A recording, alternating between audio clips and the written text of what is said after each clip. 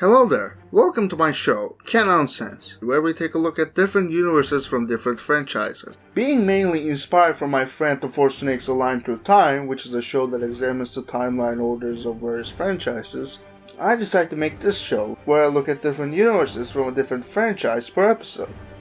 Now this is episode 0. Basically, I'm going to give you some information regarding this whole universe, multiverse, whatever, that kind of thing. And this is basically going to be a preparation for what's to come. So without further ado, let's get right into it. First of all, what's the universe and what is it? Keep in mind, we're talking about fictional verse here. So this whole possibility of that whole multiverse thing not being real, that is out the window. Because including many universes like Marvel and DC, that this theory is outright a fact in those universes. Well, we all know what a universe is, right? Big, crazy, chaotic place, right? Well, there are many terms which can be used for universe. Let's see, continuity, reality, timeline, canon, those are all universes. Now, the multiverse comes from the multiverse theory, obviously. It's basically a collection of different universes together. Then there's the omniverse, which is a collection of different multiverses together. We'll get right back to that. As for what isn't a universe, dimensions and realms are worth mentioning. You know, places like Marvel's version of Hell, Asgard, the Nine Realms, those all exist within different universes. By universes, I mean there can be multiple versions of the same place. However, a dimension is commonly mistaken for a universe. For example, in Rick and Morty, they're called dimensions. But obviously, many of the visited worlds depict alternate versions of the same people and events that is a universe. How do you tell it's a universe?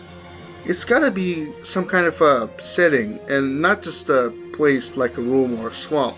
You know, it's gotta have people, it's gotta have stars, this whole infinite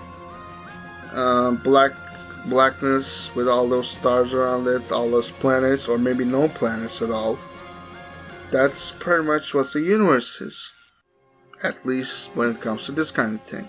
There's another thing I'm going to mention before moving back to the Omniverse. Pocket universes. These are minor universes that don't offer much of a life or a scenery. They're really well depicted in Marvel Comics, so I recommend you check out the term on Marvel Database, also known as Marvel Wiki. I'm not gonna cover them, by the way. Pocket universes, I mean, they're not gonna be covered in this show. As for Omniverse, I mean, these are mainly gonna be headcanons, but even if my explanations don't put two series in the same multiverse, at least they'll be in the same Omniverse. We won't get into that though. Boy, I'm getting kinda sidetracked here. I hope I didn't bore you with all that. Anyways, I'm not going to cover things like game overs and choices. At least, choices that don't matter much. Why? Well, let me give you an example. Remember Telltale's first Walking Dead game?